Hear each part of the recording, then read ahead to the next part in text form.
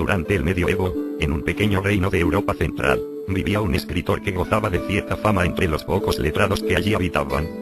Este hombre, sin embargo, había adquirido su notoriedad debido a la dureza con la que trataba en sus escritos a algunos personajes públicos, a quienes criticaba duramente, y con descaro se burlaba de ellos. Sus numerosos e injuriosos libelos eran leídos con indignación por los personajes difamados, y con complacencia por muchos nobles, que le pagaban para que él atacara a sus enemigos, o a los rivales de los feudos cercanos, con quienes se disputaban territorios, o la obtención de favores del rey. Esta relación con los señores feudales hizo que, al cabo de varios años, además del prestigio y la confianza de la que gozaba, se transformara en un hombre rico, y obtuviera grandes extensiones de tierra, como recompensa por sus críticas y ataques que tenían gran influencia entre la nobleza. Además de disfrutar de una sólida posición económica, este hombre actuaba como intermediario entre algunos nobles y el rey. Poseía una gran facilidad de palabras, y tenía mucha astucia para lograr que el soberano cediera ante los reiterados y ambiciosos pedidos de sus súbditos. Esta situación privilegiada en que se encontraba hizo que, sigilosamente, fuera adquiriendo una gran notoriedad dentro de la corte. Su sagacidad para negociar con el rey fue muchas veces objeto de admiración y de comentarios entre los demás nobles. La fluidez del trato que mantenía con el soberano, y la simpatía que éste le profesaba, hicieron que, al cabo de algunos años, llegara a ser considerado como un cortesano más. En ese tiempo estuvo al tanto de todas las intrigas palaciegas y conoció a muchos nobles de cerca. Abusando de una fingida confianza con ellos, accedió al conocimiento de ciertas conspiraciones que permanentemente se intentaban, con el fin de asesinar al rey. Estos datos eran conseguidos fingiendo amistad y complicidad, o bien sobornando a personas bien informadas, y le sirvieron de material para sus escritos. En ellos denunciaba las ambiciones ocultas de cortesanos hipócritas, y por ellos recibía grandes beneficios del rey. Comprando información, y aprovechando la rivalidad entre los nobles, que pugnaban ante el rey por conseguir cada vez mayor poder, el escritor fue abriéndose paso en el palacio. Gradualmente fue ganando, a la par de grandes bienes materiales, la confianza del monarca, y se transformó en su consejero personal. Aprovechaba cualquier situación para crear rivalidades palaciegas. Inventó peleas entre los nobles y varias posibles confabulaciones, en realidad inexistentes. El rey, hombre de carácter fuerte pero bastante tosco y carente de ingenio, quedó subyugado con los modales y las hipocresías del escritor, quien fingía ayudarlo y velar por su seguridad. A diferencia de los ambiciosos cortesanos, este no exigía nada a cambio de los datos que le proporcionaba al rey, quien lo colmaba de obsequios y le entregaba toda su confianza, creyéndolo un hombre honrado y de buen corazón. Un día, dos nobles inocentes fueron mandados degollar por el rey, ante las pruebas falsas que presentó el consejero, y en las que aquel creyó ciegamente. Allí comenzaron a tejerse algunos planes para eliminar a tan molesta influencia. Cuando habían pasado solo 2 años desde su ingreso al círculo de personas más cercanas al trono, su influencia había crecido tanto, que el rey no realizaba ningún acto sin consultarlo previamente, y pedirle su consejo. El consejero se lo daba, siempre con tan inteligentes opiniones, que asombraba a todos quienes lo escuchaban. En realidad era un hombre muy inteligente, y utilizaba su sabiduría y sus buenos modales para escalar posiciones, y ubicarse cada vez más cerca del poder, fingiendo ser un hombre humilde y desinteresado. Cuando personas bien informadas le contaron los planes que había para matarlo, el consejero averiguó quiénes eran los conspiradores, y luego escribió varias crónicas en donde dejaba al descubierto sus intenciones. Incluso las magnificaba de tal manera que incluía en los planes de los conspiradores matar también al rey. Estos escritos hicieron que muchos cortesanos fueran desterrados, y otros encarcelados o degollados. En la macabra lista se incluía a algunos inocentes, a quienes el consejero consideraba obstáculos entre él y el monarca. A medida que crecía su confianza con el rey también aumentaba su ambición. Luego de haber salvado al soberano de conspiraciones inventadas por él, el rey lo designó como su único hombre de confianza. Desde entonces, el consejero decidió íntimamente acabar con todos los que se interpusieran en su camino hacia el poder.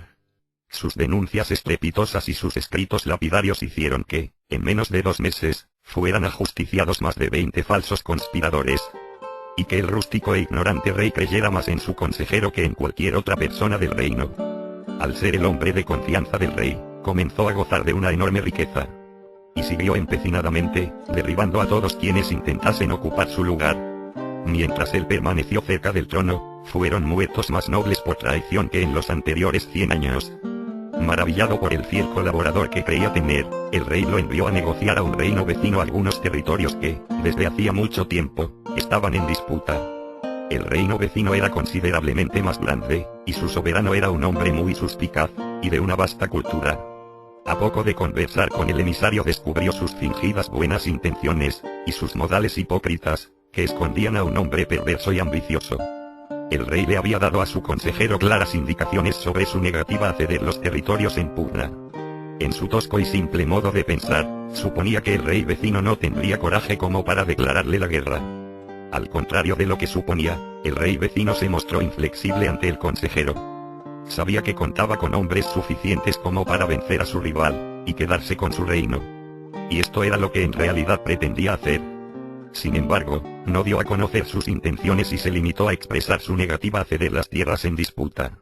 Antes de que el consejero partiera nuevamente hacia su reino, un hombre enigmático, a quien había visto junto al rey, le contó las verdaderas intenciones del monarca. A cambio de un elevado soborno accedió a mostrarle los mapas y planes de ataque sorpresivo, que estaban preparados para el mes siguiente. A su regreso, el consejero evitó relatarle a su rey todo lo que le habían contado, y solo se limitó a transmitirle la negativa del monarca rival. Pasaron los días, y cuando solo faltaba una semana para que llegara el día del ataque sorpresivo, el consejero montó una noche su caballo, y sin que nadie lo viera partió rápidamente hacia el reino vecino. Una ambiciosa idea había rondado por su cabeza todo ese tiempo, hasta que finalmente decidió ponerla en práctica. Al amanecer llegó al reino vecino y pidió hablar con el rey.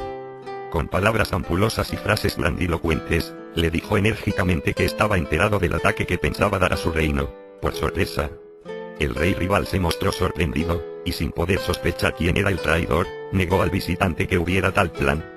Entonces el consejero, que había tomado nota de los datos que le habían vendido, se los transmitió con exactitud. Cuando el rey, desconcertado, estaba a punto de estallar de furia a raíz de la solapada traición, el visitante lo calmó.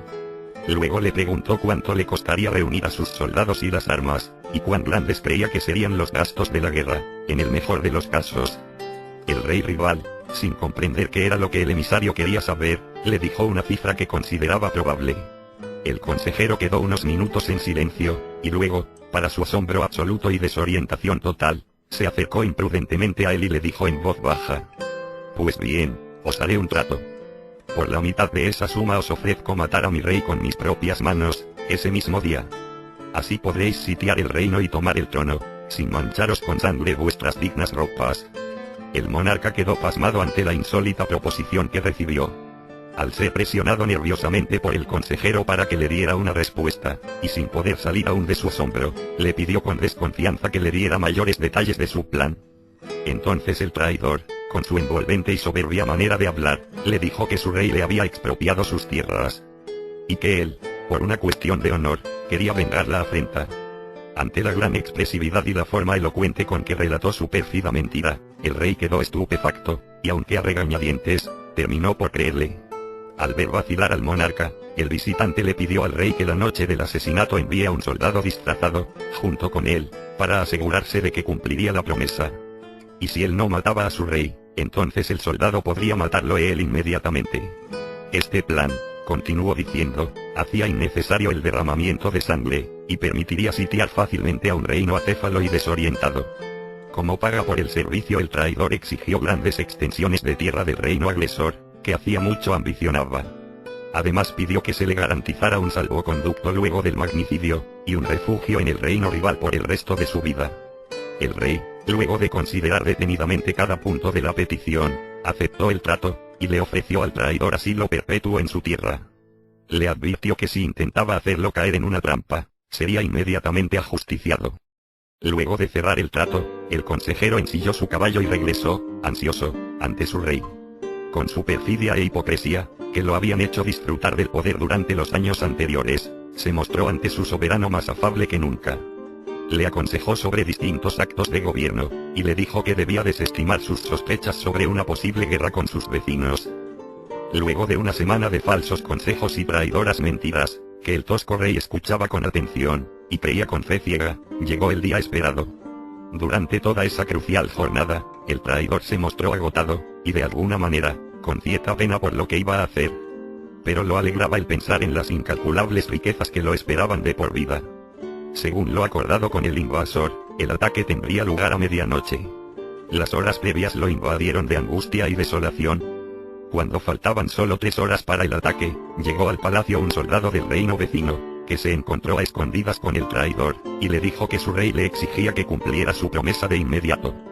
Para no levantar sospechas, aunque no había nadie en los alrededores, el consejero asintió con la cabeza y se retiró rápidamente hacia el interior del palacio. El soldado quedó montando su caballo, fuertemente armado, agazapado entre algunos arbustos, resguardado por la soledad y las sombras de la noche. Unos minutos después, el rey se retiraba para sus aposentos, cuando su consejero le dijo, exaltado, que debía hablarle de un asunto muy urgente y peligroso. El palacio estaba desierto. Afuera, el soldado había logrado pasar y esconderse, sin ser advertido por los centinelas, que acostumbrados a la serenidad habitual, dormitaban despreocupados en sus puestos. El rey, molesto por la agitada actitud de su confidente, no le prestó atención. Entonces este, fingiendo estar preocupado, le dijo a su monarca, con la voz quebrada, que alguien del otro reino había ingresado en palacio, e intentaba asesinarlo. Al oír esto el monarca, temeroso, le exigió mayores detalles, dando fuertes gritos. El traidor, que hasta entonces tenía la mano derecha ceñida en la cintura, oculta entre sus ropas, le dijo, con una fingida preocupación: no os puedo dar más detalles. Un centinela me dijo que el intruso entró hace unos minutos, con una armadura y varias lanzas, con las que hirió a quienes se interpusieron a su paso. Ahora está escondido en algún lugar de este oscuro palacio, con intención de asesinaros. El rey, pálido y aterrorizado, se dejó caer pesadamente en su trono. El consejero, llorando, se arrodilló ante él, y en forma entrecortada le dijo, con voz lastimera: aunque no lo creáis, mi altísimo señor, todos los demás os abandonaron. Solo yo decidí quedarme con vos, para protegeros y acompañar vuestra pena. Luego apoyó su infame cabeza sobre el pecho del monarca, y le dijo suplicante: oh, valentísimo señor, gracias por vuestra misericordia y bondad infinitas. Hicisteis tanto por mí en estos años. En ese instante, el rudo rey sonrió complacido.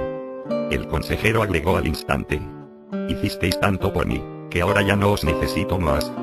Y al terminar de decir esto extrajo de entre sus ropas un filoso puñal, que le clavó, certeramente, en el medio del pecho. El rey abrió los ojos en forma desorbitada, y abundante sangre comenzó a brotarle por la boca. Murió en forma inmediata, y su cuerpo quedó tendido en el enorme trono. Cuando al cabo de una hora, un sirviente, por casualidad, descubrió el cadáver, el traidor ya estaba galopando junto con el soldado, rumbo al palacio del rey agresor, que se disponía a atacar el castillo. Luego el traidor tomó rumbo hacia las tierras que le habían sido prometidas, como pago por sus servicios. Esa noche se produjo el masivo ataque. El pequeño reino, con su rey asesinado y sus tropas dispersas, cayó fácilmente. La ciudad quedó sitiada. Se cometieron toda clase de aberraciones contra sus pobladores y contra los cortesanos y sus bienes. Los nobles y hasta los sirvientes del viejo castillo fueron ejecutados en pocas horas. Todos los bienes de la ciudad pasaron a manos del rey invasor, que de esa forma aumentó su territorio y su poder. Luego de varios días de temerosa huida, el consejero llegó finalmente a sus nuevas tierras. Se había transformado en un hombre inmensamente rico, era uno de los más grandes señores feudales de su nuevo reino. Entonces se retiró de la vida pública y se dedicó al descanso. En su placentera vida volvió a su antigua ocupación, y escribió toda clase de críticas e injurias contra el rey muerto, del cual había sido su confidente, y de cuya ignorancia y buena fe había sacado tan buen provecho. Estos escritos eran leídos con satisfacción por el nuevo rey, quien sin embargo se demostraba distante ante los obsecuentes cumplidos que le otorgaba el traidor. Este también defenestró a los nobles que habían sido ajusticiados a raíz de las calumnias que le contaba al rey muerto, que habían sido en todos esos años más de un centenar. El rey vencedor, sin duda más inteligente que el otro, desconfiaba de la fidelidad de quien había traicionado y entregado a sus propios compatriotas. Por ello se mostraba parco con el consejero, y no le tenía la misma confianza que le había otorgado el rey anterior. Por eso el traidor solo se limitaba a entregarle a la corte sus infames escritos, en los que injuriaba la memoria de quienes él mismo había mandado matar, en los años anteriores. A diferencia del necio monarca asesinado, el usurpador gobernó el reino de manera brutal y despiadada. no aceptaba la obsecuencia en su corte y todos los nobles que demostraban una ambición desmedida que pudiera perjudicar al trono eran inmediatamente eliminados. El nuevo y estricto rey no era afecto a los consejeros, y prefería gobernar solo, sin pedir ayuda a nadie. Esta circunstancia hizo que el consejero, ya satisfecha su ambición de riqueza, se retirase de la nueva corte y se dedicara solamente a escribir y a disfrutar de su poder y fortuna. Con el paso de los años, el peso de tantas muertes, y la traición a su reino, comenzaron a pesarle en la conciencia. Al acercarse su vejez, la idea de la muerte comenzaba a atormentarlo. Temía tener que pagar en poco tiempo más los crímenes que impunemente había cometido durante su vida. Por primera vez sentía el miedo de cargar con sus culpas, y ser tan vulnerable ante la muerte como todos los demás. Él, que había creído ser el dueño de la vida y la muerte de cientos de personas, y del destino del reino, estaba obsesionado al ver próximo su final. Después de varios años viviendo en la opulencia, pensó supersticiosamente que si dejaba de escribir por el resto de su vida, sus errores serían redimidos. Así fue como abandonó su antigua profesión y se dedicó, ya en sus últimos años, a vivir en un completo anonimato. Aunque interiormente se negara a reconocerlo, sentía, incluso en su cómodo exilio, una cierta nostalgia hacia su terruño, que vilmente había entregado a sus adversarios por su infinita ambición. A pesar de su riqueza, en el nuevo reino siempre fue visto por los demás nobles con desconfianza y desprecio, y siempre fue considerado un forastero. Si bien no estaba arrepentido de sus crímenes, ya que le habían permitido gozar de su inmensa fortuna, al llegar su ancianidad creyó que, aunque la justicia de los hombres no podía castigar sus actos, sí lo haría la divina. Estos pensamientos lo ponían a menudo melancólico y agobiado. El recuerdo del monarca asesinado lo atormentaba, ya que con el rey muerto había desaparecido la única persona en el mundo que le tenía un afecto sincero. Que no se acercaba a él por interés o por temor, sino porque confiaba neciamente en sus palabras, y le tenía una admiración especial por sobre todos los demás cortesanos. Al recordar esas épocas, el viejo escritor se sentía solo. Hasta llegó a pensar que en el fondo se había traicionado a sí mismo. Aunque gozaba de enormes riquezas de por vida, vivía en una tierra que le era extraña, y en donde nunca dejaría de ser un extranjero. El rey invasor, una vez cumplida su promesa, lo hizo a un lado y no dejó que interviniera en sus asuntos. Los demás nobles lo veían con desconfianza, con esa recia mirada con la que se observa a los traidores, o a quienes cometieron algún delito grave. En los finales de su vida, el consejero entró un día a una oscura sala de su enorme castillo, en donde guardaba todo lo que había escrito durante su vida. Allí pasó varias horas leyendo en silencio, y sintiendo gran culpa, la infinita cantidad de acusaciones inexistentes, y confabulaciones inventadas, con las que se había deshecho de sus adversarios en la corte, ganado la simple y torpe confianza del rey. Recordó la larga lista de nobles inocentes que por su culpa fueron muertos, dejándole el camino libre hacia la confianza absoluta del monarca. Leyó apenado las infames expresiones contra el rey que él mismo había asesinado, con las cuales intentó en vano ganar la amistad del cauto e inflexible invasor. Cuando terminó de revisar sus viejos escritos, con la triste convicción de haber malgastado su vida, regresó a una de sus enormes salas y se echó a dormir, apesadumbrado. Al entrar en el mundo de los sueños, soñó que moría, y que se encontraba parado en una enorme sala completamente oscura y fría. En el sueño sintió una enorme angustia, no tanto por morir como por estar en ese sitio tan extraño y tétrico. Luego de permanecer parado y sin osar moverse, durante un tiempo que él consideró interminable y tedioso, al ver que allí no había señales de vida comenzó a caminar lentamente, con mucho miedo. Si bien no podía medir el tiempo ni la distancia, sintió que caminó largamente en esa sala negra y profunda. Miraba con temor a los alrededores sin poder ver nada. Sintiéndose desolado, solo se limitó a caminar hacia adelante. Y así siguió interminablemente, sin querer desviarse. No sabía dónde estaba, ni para qué ni cómo había llegado allí. Solo intentaba avanzar, instintivamente, sin saber tampoco por qué lo hacía. Luego de un tiempo extremadamente largo y tedioso, el asustado hombre vio, a su derecha, un largo velo que pendía del aire, que parecía flotar. Como era lo primero que había visto e identificado en ese lugar, sintió la irresistible tentación de correrlo y ver qué había detrás. Se paró ante el velo, caviló un rato, estiró su mano temblorosa y con expectativa comenzó a correrlo. En ese instante una fuerza invisible lo arrojó de espaldas hacia atrás, dejándolo tendido en el suelo boca arriba, sin poder levantarse. Sin la fuerza suficiente para ponerse en pie, quedó acostado y con un enorme pánico, suponiendo que algo muy grave estaba por ocurrirle. Inmediatamente, Pasando por el hueco que había dejado el velo corrido, comenzaron a salir unas largas cuerdas. Con una lentitud exasperante comenzaron a enroscarse sobre el cuerpo del escritor, que quedó inmóvil y no pudo defenderse. Estas sogas eran interminables e incontables y nadie las llevaba, se movían solas con una gran lentitud. Parecían estar allí para hacer enloquecer al consejero. Cada una tenía una función distinta. Algunas le sujetaban las piernas, otras los brazos, otras la cabeza.